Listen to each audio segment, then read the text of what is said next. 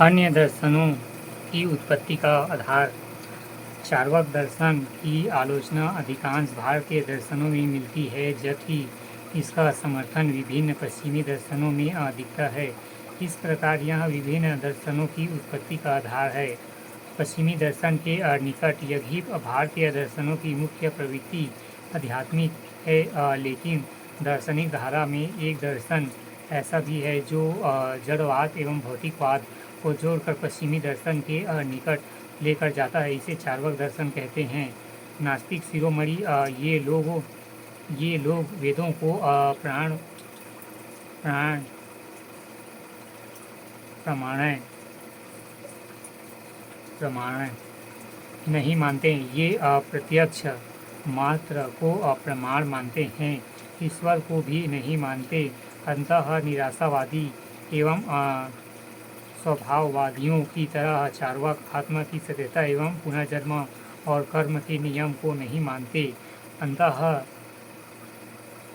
अनात्मवादी है।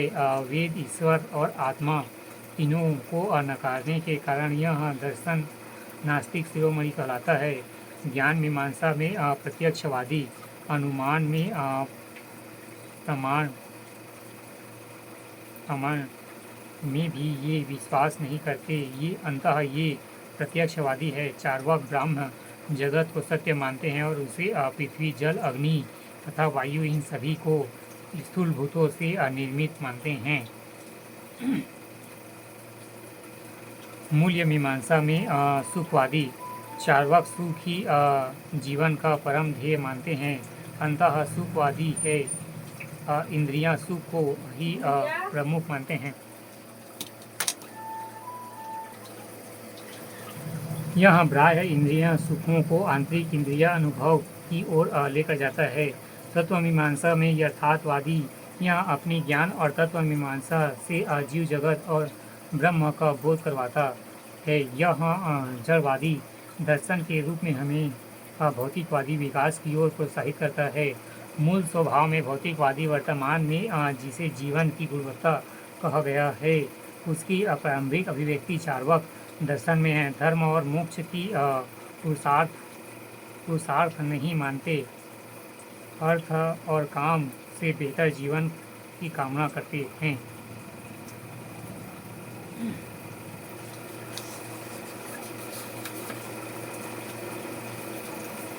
चार्वाक की ज्ञान मीमांसा केवल प्रत्यक्ष ही प्रमाण है। ज्ञान मीमांसा का आधार। चार्वाक की ज्ञान मीमांसा ज्ञान का एकमात्र आधार प्रत्यक्ष को मानती है, जिसके अनुसार प्रत्यक्ष की एकमात्र ऐसा प्रमाण है जो ज्ञान को निश्चित संदेह रहित, विवाद रहित और यथार्थ बनाता है। चार्वाक ज्ञान के लिए किसी अन्य ज्ञान की आवश्यकता नहीं है। यहाँ प्रत्यक्ष से तात्पर्य है कि ज्ञानेंद्रियों से प्राप्त ज्ञान। चार्वाक कहते हैं ज्ञान इंद्रियार्थ सन्निकर्ष जन्य ज्ञान प्रत्यक्षम, अर्थात जो ज्ञान इंद्रियों और विषय में सन्निकर्ष से प्राप्त हो वही प्रत्यक्ष ज्ञान है। जैसे आँखों से रंग, कानों से श्रवण, जीवा से स्वाद, नाक से गंध और त्वचा से स्पर्श। चार्वाक ने प्रत्यक्ष के अतिरिक्त किसी अन्य प्रमाण को ज्ञान का अधिकार नहीं माना। अनुमान प्रमाण, उपमान प्रमाण, शब्द प्रमाण का खंडन किया है। अन्य प्रमाणों का खंडन। अनुमान प्रमाण का खंडन। अनुमान का अर्थ है कि पाश्चात्य होने वाला ज्ञान।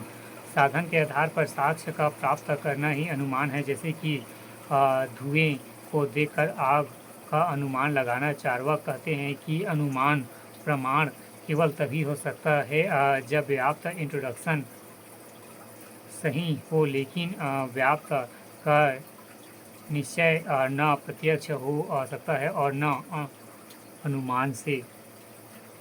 शब्द प्रमाण का खंडन। धर्म ग्रंथों में लिखे गए ग्रंथ जीवन के लिए उपयोगी हो सकते हैं, लेकिन क्या आवश्यक है कि सभी व्यक्ति उसे समान रूप से ग्रहण कर आचरण करें। अंततः शब्द अनुमान सापेक्षित है। यह संदेश रहित पूर्णतः विश्वास योग्य नहीं। दूसरों के शब्दों को मानकर यह उसके आधार पर अनुमान लगाकर आचरण उचित नहीं है।